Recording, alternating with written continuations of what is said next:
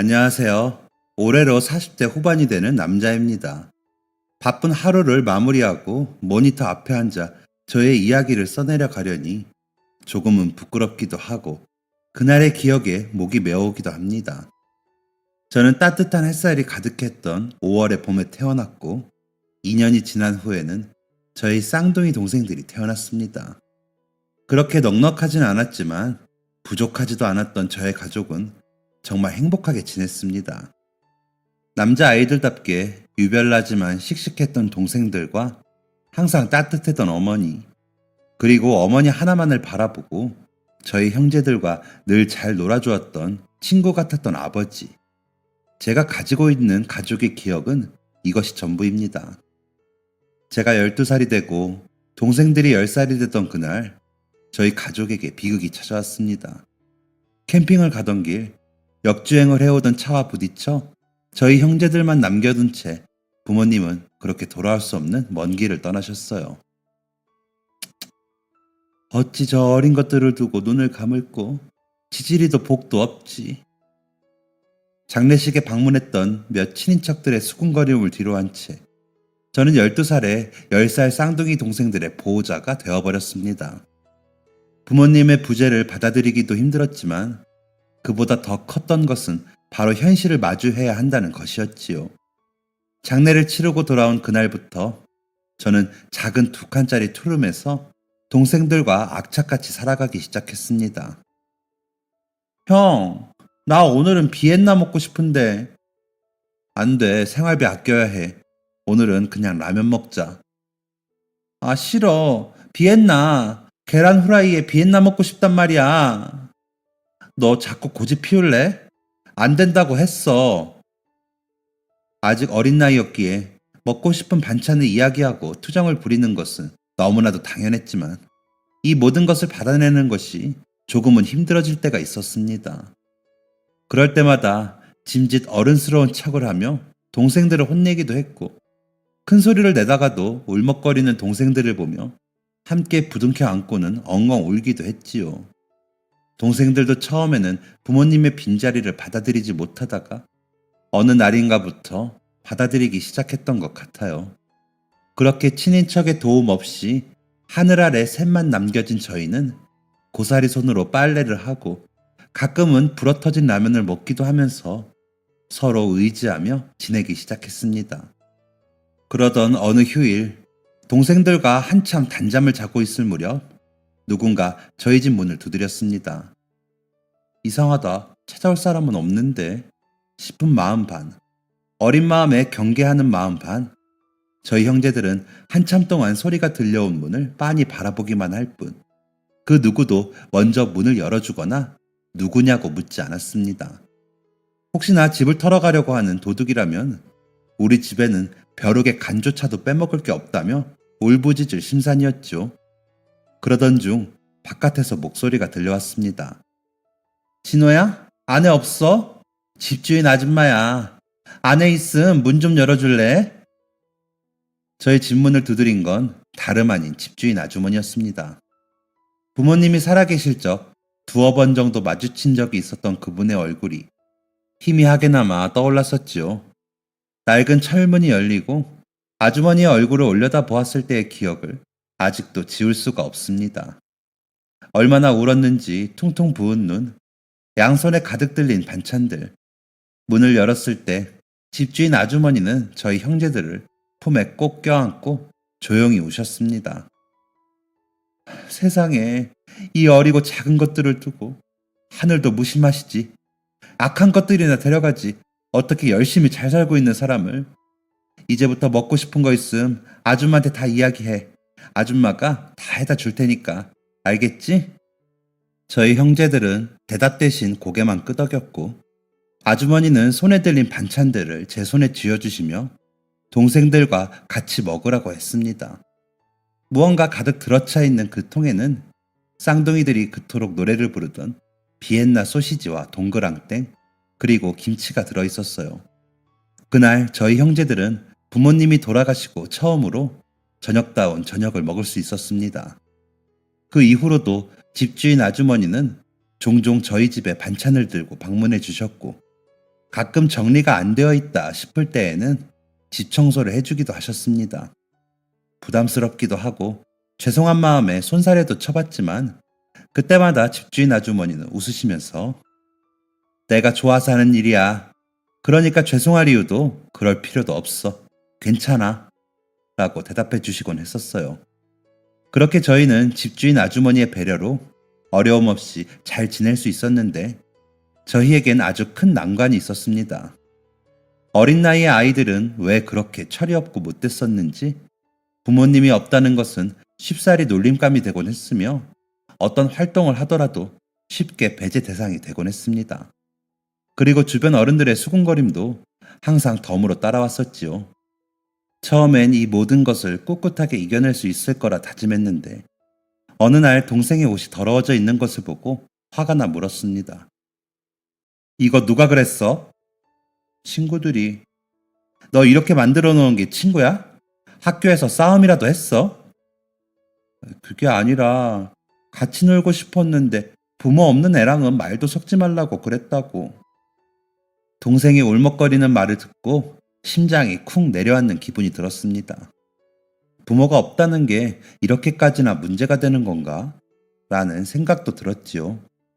모든 역경을 다 이겨낼 수 있을 것만 같은 기분이었는데 그 한마디에 모든 것이 무너지는 것만 같았습니다. 아직 중학생도 안 된 저희에게는 매우 큰 꼬리표라는 생각을 지울 수 없었어요. 그리고 며칠이 지났을까? 쌍둥이네 반이 있는 아래층에서 큰 고성이 들려왔습니다. 마침 쉬는 시간이기도 하고 무슨 일인가 구경도 하고 싶은 마음에 반에 있는 모든 아이들이 우르르 몰려나와 아래층을 구경하기 시작했습니다.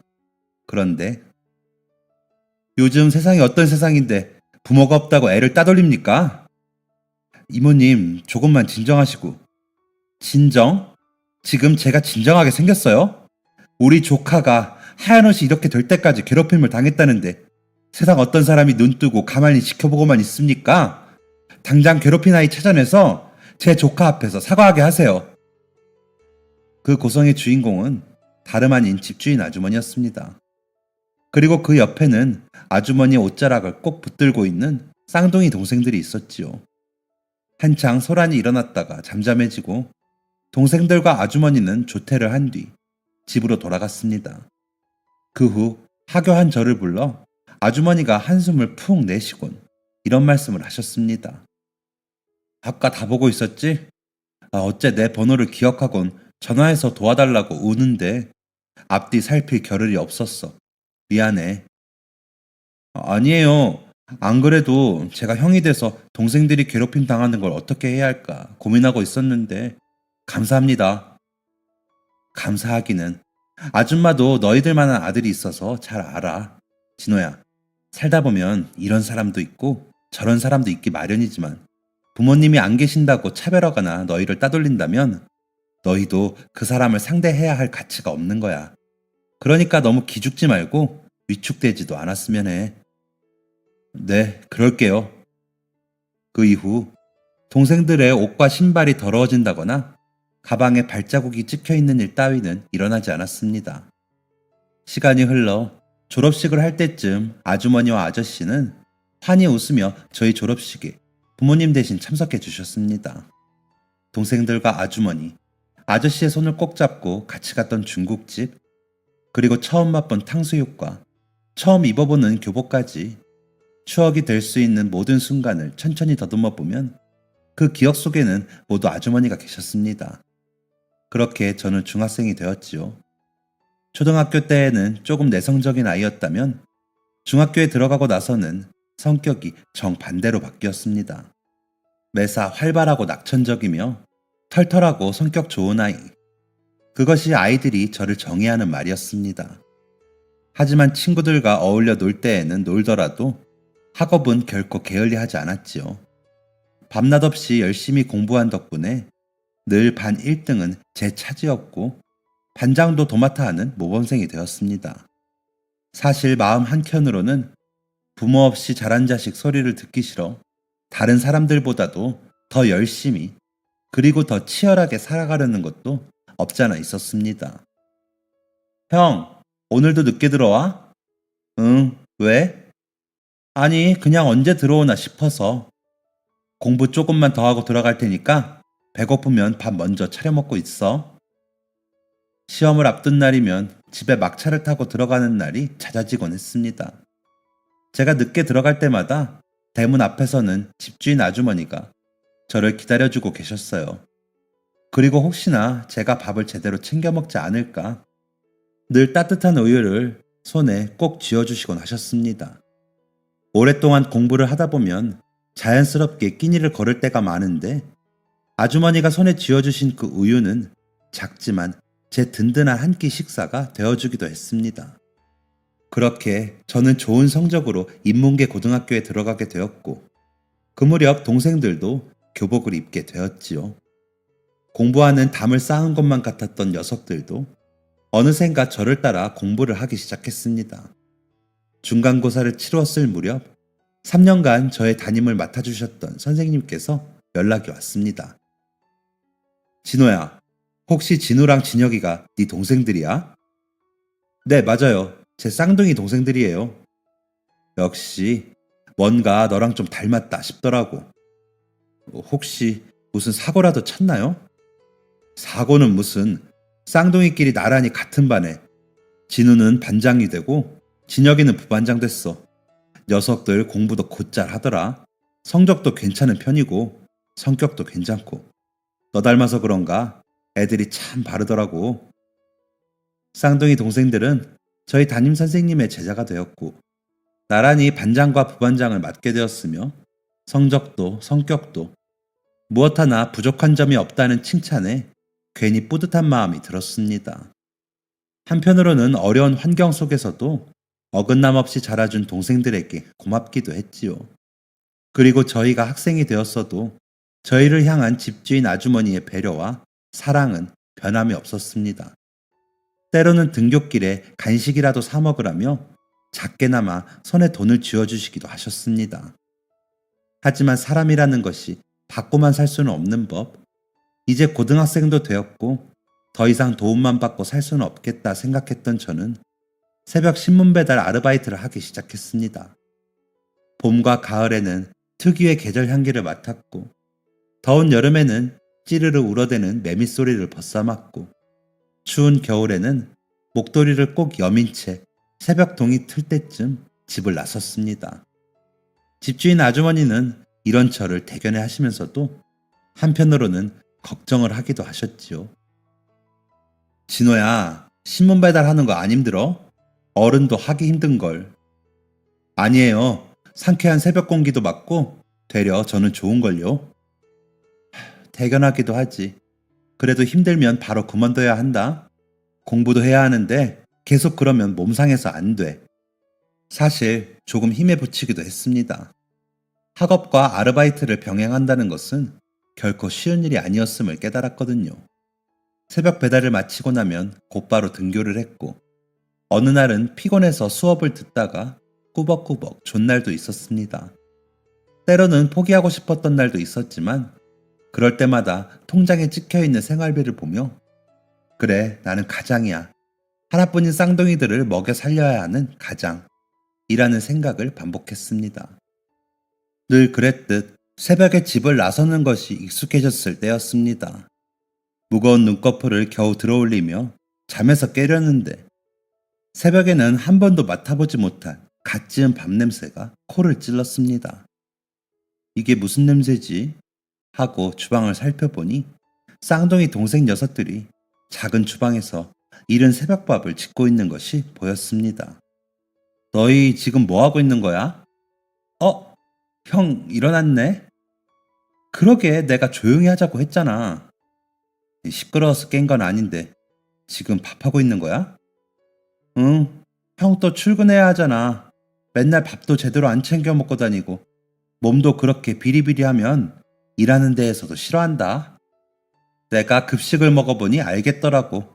한국인은 밥심이더라. 형은 우리 먹여 살리려고 이렇게 새벽같이 열심히 일하러 나가는데 그것도 모르고 맨날 속 편하게 뻗어져서 미안해. 우리도 조금이나마 도움이 되면 좋을 텐데. 무슨 소리 하는 거야? 그런 거 신경 쓰지 말고 너희는 공부나 열심히 해. 밥 맛있겠다. 고마워. 정말 잘 먹을게.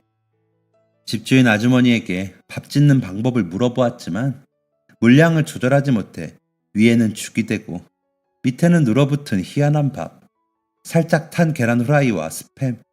누가 봐도 엉성한 밥상이었지만 그 새벽밥은 40이 넘은 지금까지도 가장 맛있었던 밥상으로 기억하고 있습니다.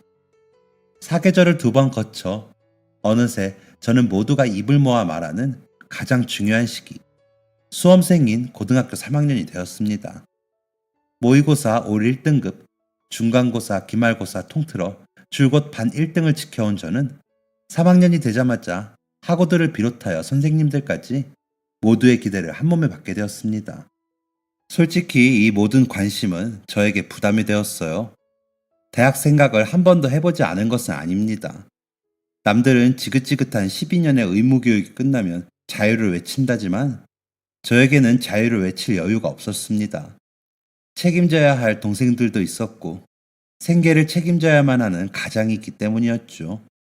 적어도 동생들이 졸업해 사회에 나갈 준비가 되었을 때까지는 모든 짐을 안아야 한다고 생각해왔고 그 생각은 수험생이 되었을 시기에도 변하지 않았습니다.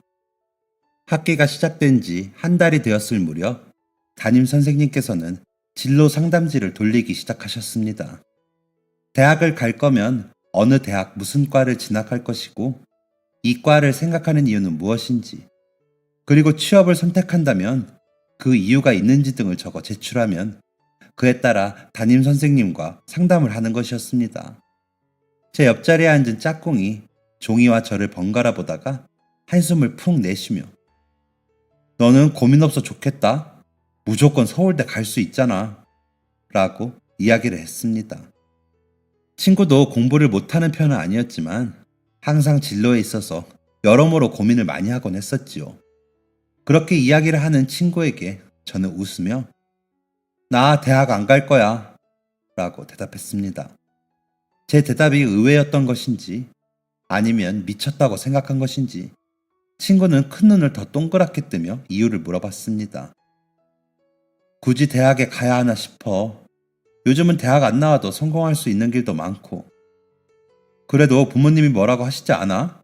너 정도면 당연하게 서울대 갈 거라고 생각하실 텐데. 순간 생각했습니다. 과연 부모님이 살아계셨더라면 나는 어떤 길을 택했을까? 아마 지금 가지고 있는 생각이 달라질 수도 있고 변함이 없을 수도 있겠다라는 생각이 들었습니다.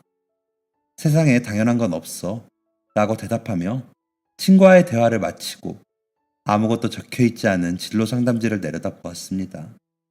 종이를 나누어 주신 선생님의 말씀이 귓가에 울렸습니다. 오늘 못 적은 사람들은 내일 아침까지 꼭 제출해. 종이를 곱게 접어 가방 속에 넣은 뒤 집에 가서 펜을 잡고 2시간 남짓을 고민했습니다. 어떻게 적어야 할까? 지금은 동생들과 함께 생계를 이어나가야겠다는 생각 외에는 구체적인 목표가 떠오르지 않았습니다. 대체 어떻게 적어야 짧고 간결하게 쓸 수 있을까?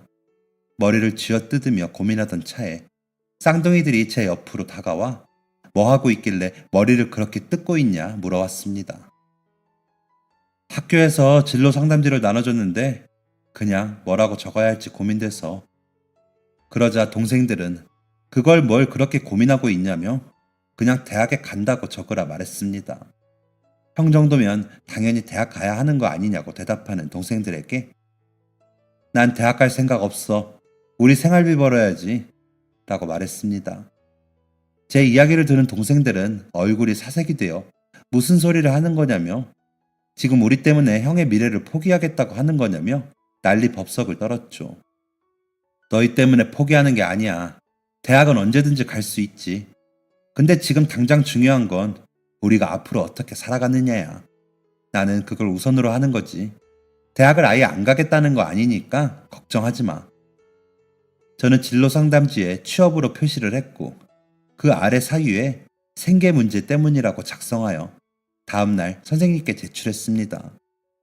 제가 취업을 희망하는 것에 대해 적잖게 충격을 먹으신 듯 담임 선생님께서는 종이를 받아드시고는 한동안 말이 없으셨습니다.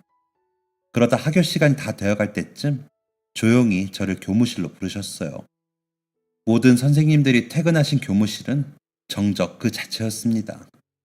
선생님은 쭉 저를 바라보시다가 가볍게 한숨을 한번 내쉬고는 진로 상담지에 취업이라고 적었던데 특별한 이유가 있어? 생계 문제 때문에요. 그건 알겠는데 정확한 이유를 좀 듣고 싶어서 그래. 너 정도면 충분히 서울대는 갈 수 있는데 아까워서. 지금은 생활을 위해서 돈을 버는 게 더 중요하다고 생각이 들었어요. 생활이 어려우면 너 정도면 장학금으로도 충분히 갈 수 있고 학자금 대출 제도도 있는데 뭐가 걱정이야? 담임 선생님께서는 대학을 갈 수 있는 제가 좋은 기회를 포기한다는 것이 너무나도 아깝다는 듯 저를 설득하려 하셨습니다. 물론 장학금을 받아서 갈 수 있다는 것도 학자금 대출 제도가 마련되어 있다는 것도 잘 알고 있었습니다. 저도 잘 알고는 있는데 장학금을 쭉 받을 수 있을 거라는 보장도 없고 더군다나 졸업하고 바로 빚으로 시작하는 건 좀 아닌 것 같아서요. 지금은 어느 정도 돈을 벌어놓고 나중에 대학을 가는 방향으로 생각하고 있어요.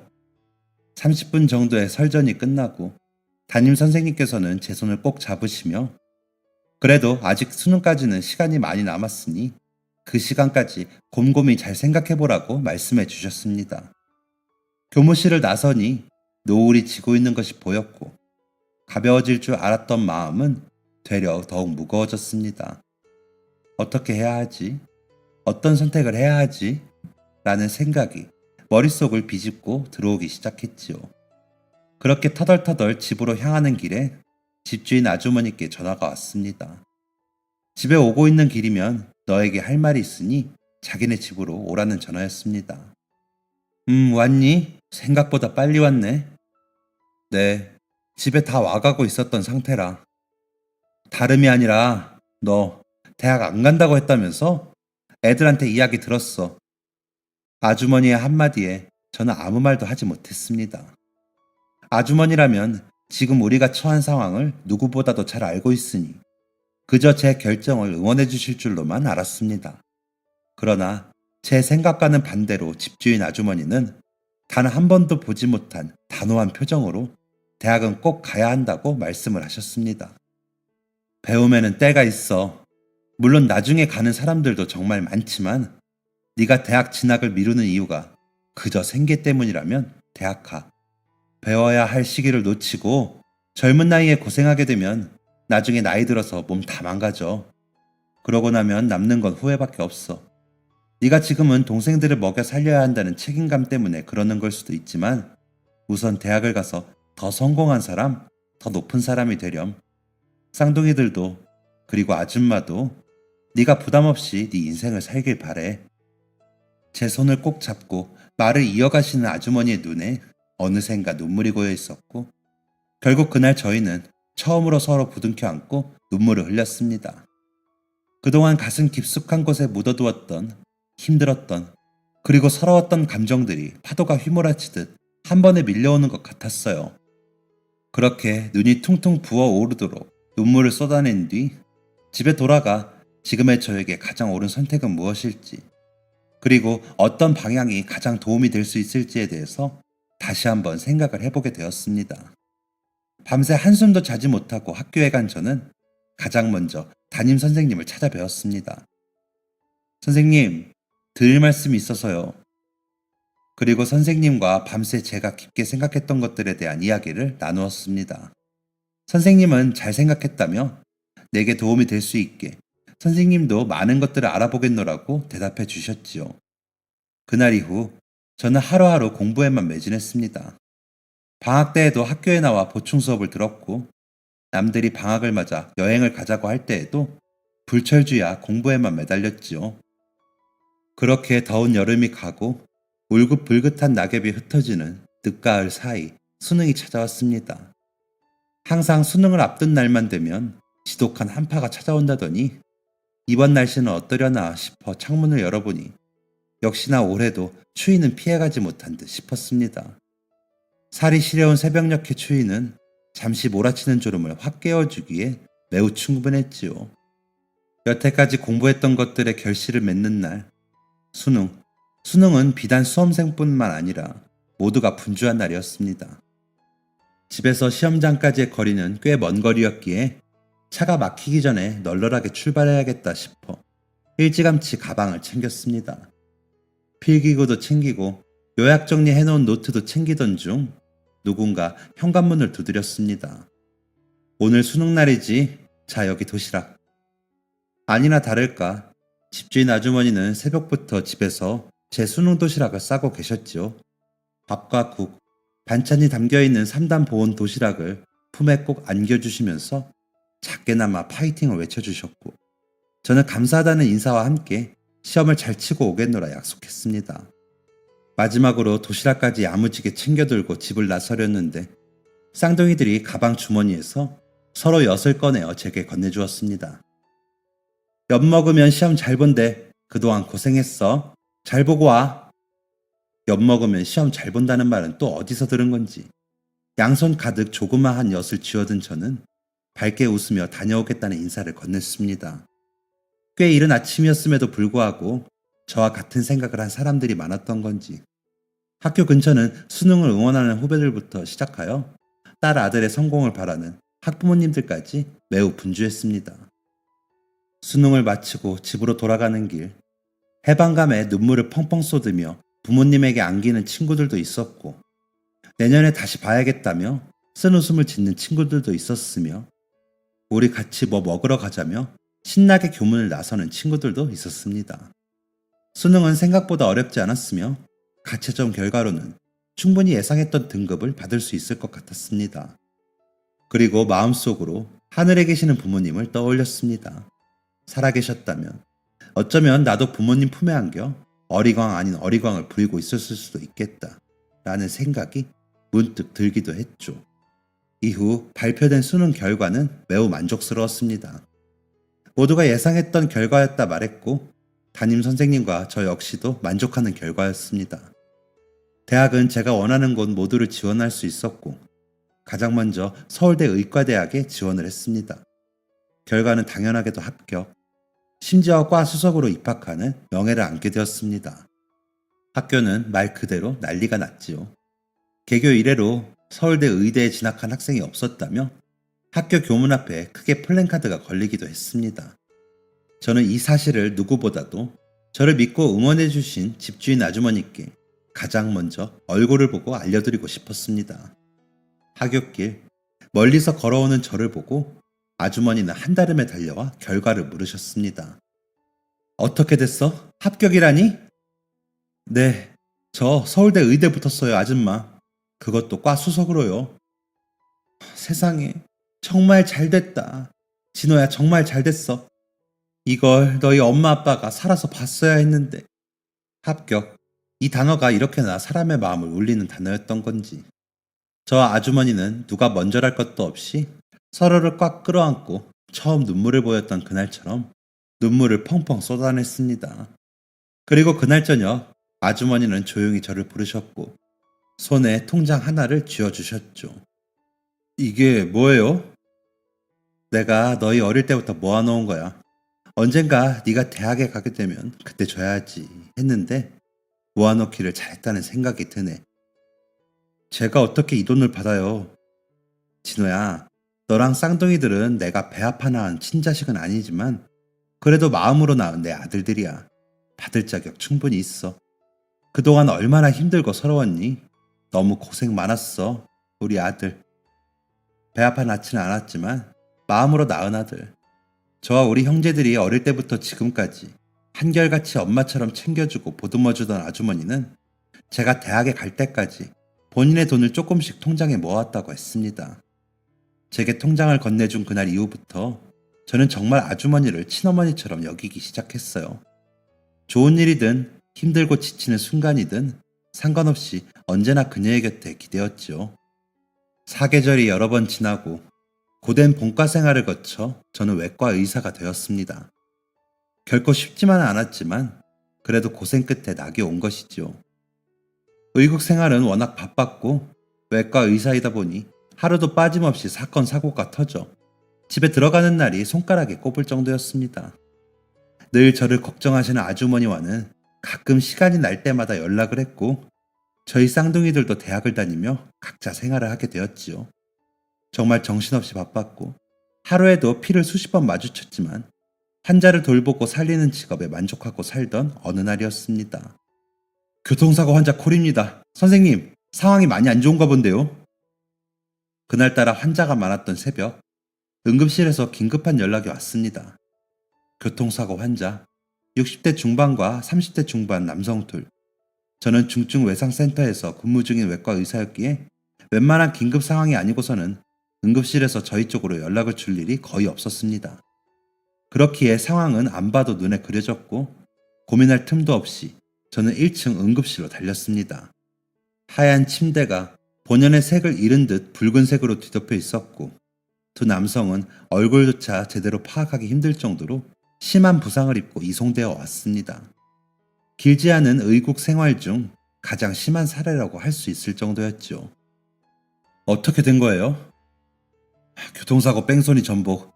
가해자는 음주운전 중이었던 것으로 추정되고 뒤에서 들이박자마자 바로 5m 아래 도랑으로 추락했대요. 저 상태인데 숨이 붙어있는 게 용한 거죠. 보호자랑은 연락됐습니까? 안 그래도 보호자분 휴대폰으로 연락드렸는데 아마 지금 오시는 중일 거예요. 그리고 머지않아 중년의 여성이 울부짖으며 응급실 안으로 들어왔습니다. 그런데 아주머니? 진호니? 여기서 마주칠 거라고는 상상조차 못했던 인물이 망연자실한 표정으로 저를 보며 서 있었습니다. 사고를 당한 두 남성의 보호자가 다름 아닌 집주인 아주머니였던 것이죠. 그렇다는 것은 지금 응급실에서 힘든 사투를 하고 있는 두 남자가 집주인 아저씨와 형이었다는 말이었습니다. 진호야, 이게 대체 어떻게 된 거야? 응? 별일 아니지? 많이 안 다친 거지? 아주머니, 우선 진정하시고 빨리 말해줘, 진호야. 우리 애랑 애 아빠 별 이상 없는 거라고 말해줘. 얼른. 언제가 TV에서 본 적이 있습니다. 보호자에게 가장 이야기하기 힘든 순간이 환자에게 가망이 없다는 것이라고. 저는 그 기분을 그때 처음 알게 되었습니다. 아저씨와 형은 지금 목숨의 기로에 서 있고 기적이 있어 깨어난다 하더라도 정상인의 생활을 불가능할 거라는 이야기를 차마 할 수 없었지요. 아니에요. 괜찮아질 거예요. 하염없이 울고 있는 아주머니를 진정시킨 후 상황을 지켜보았습니다. 다행히 두 사람 모두 위험한 순간은 겨우 넘겼지만 언제 눈을 뜨게 될지, 아니, 아예 깨어나지 않을 수도 있을 거라는 이야기가 들려왔습니다. 아저씨와 형을 중환자실로 옮기고 아주머니는 우선 집으로 돌아가신 후 다음날 날이 밝자마자 중증외상센터를 담당하시는 주임 교수님을 찾아갔습니다. 교수님, 출근하셨습니까? 오, 이른 아침부터 웬일이야? 교수님께 긴히 드릴 말씀이 있어서요. 나한테? 교수님이 꼭 살려주셨으면 하는 사람들이 있습니다. 내가 꼭 살려줬으면 하는 사람이 있다고? 어젯밤 응급실로 들어온 남자 2명이 있는데 제 가족이나 다름없는 사람들입니다. 제 힘든 시기를 함께 보내준 사람들인데 저는 아직 그 은혜를 다 갚지 못했어요. 그래서 감히 교수님께 부탁을 드려봅니다. 도와주세요, 교수님. 교수님은 한참 동안 저를 바라보시다가 우선 환자들의 상태를 좀 살펴봐야겠다고 하시며 저와 함께 중환자실로 향했습니다. 그리고 담당 주치의를 본인 이름으로 변경해 주시곤 앞으로 상태를 면밀하게 지켜봐야 할 것 같다고, 그래도 최선을 다해보겠다고 제 어깨를 2번 두드려 주셨습니다. 하지만 시간이 가면 갈수록 나날이 상태는 악화되어만 갔고 기적이 일어나기를 두 손 모아 바랐지만 결국 기적은 일어나지 않았습니다. 장례식을 하는 내내 저는 상주를 자처하며 아주머니의 곁에 남았습니다. 한순간에 사랑하는 남편과 아들을 잃은 그 심정, 오래전 부모님을 잃었던 심정과 비슷할 것만 같다는 생각을 했지요. 입관 때부터 발인, 그리고 귀갓길까지 저는 아주머니 옆에 붙어 잠시도 떨어지지 않았습니다. 그렇게 일주일이 되고 2주일이 되고 한 달이 지날 때까지 저는 바쁜 시간을 틈틈이 쪼개어 아주머니 댁으로 찾아갔습니다. 우리 형제의 어린 시절이 묻어있는 그 집은 여전히 그때와 변함없이 그대로였습니다. 혼자 계시는 아주머니가 외로움을 느낄 틈도 없게 매일 전화를 걸었고 일상을 나누었습니다. 그리고 여유가 생기면 집안일을 도우러 갔고 가끔은 산책을 나가기도 했지요. 그렇게 아주머니는 천천히, 아주 천천히 마음을 되찾는 듯 보였습니다. 그리고 2달이라는 시간이 흐른 어느 날 문득 지금처럼 이렇게 지낸다면 지나온 세월을 보았을 때 정말 우리가 가족이 될 수 있지 않을까? 라는 생각이 들었습니다. 말로만 가족이 아닌 법적인 진짜 가족이 될 수도 있겠구나 라는 생각을 하게 된 것이지요.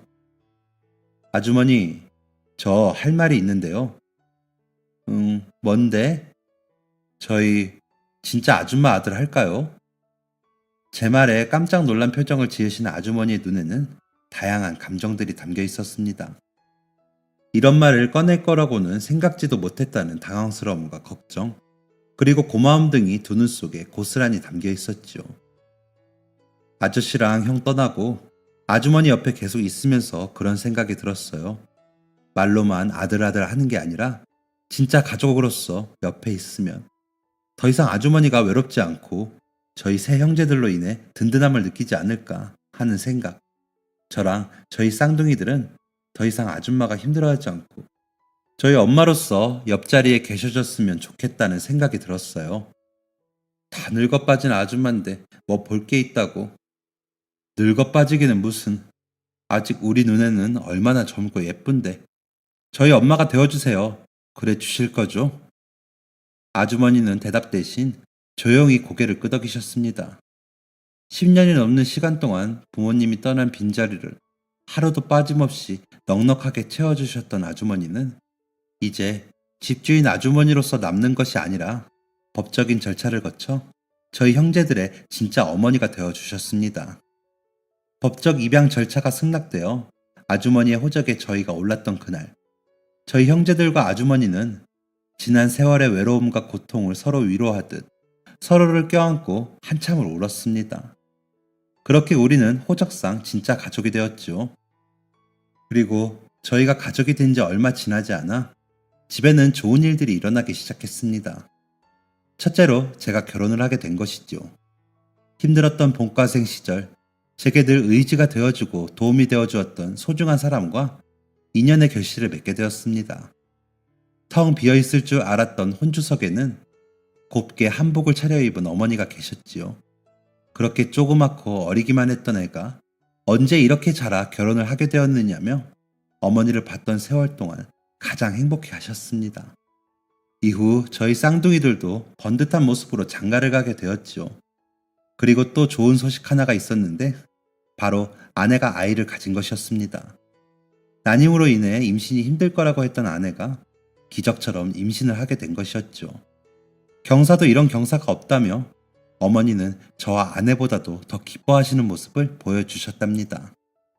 지난날 힘들었던 시간들을 이제야 보상받는 건가 싶은 생각이 들 정도로 저희 가족에게는 행복한 일들이 가득가득 생겨났습니다.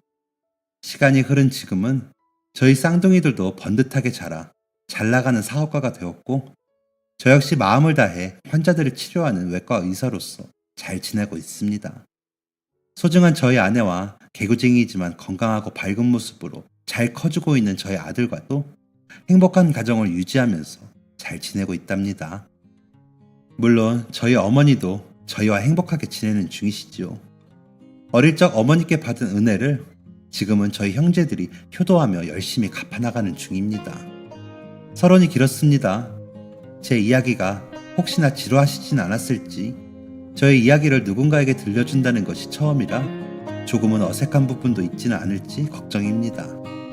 하지만 잘 읽어주셨다면 그것으로 되었습니다. 지금 이 순간을 살아가고 있는 여러분들 모두가 행복한 일만 있기를 바라며 이야기를 마치도록 하겠습니다. 감사합니다. 지금까지 사연 들어주셔서 감사합니다. 사연이 재밌으셨다면 구독과 좋아요를 눌러주세요. 감사합니다. 안녕히 계세요.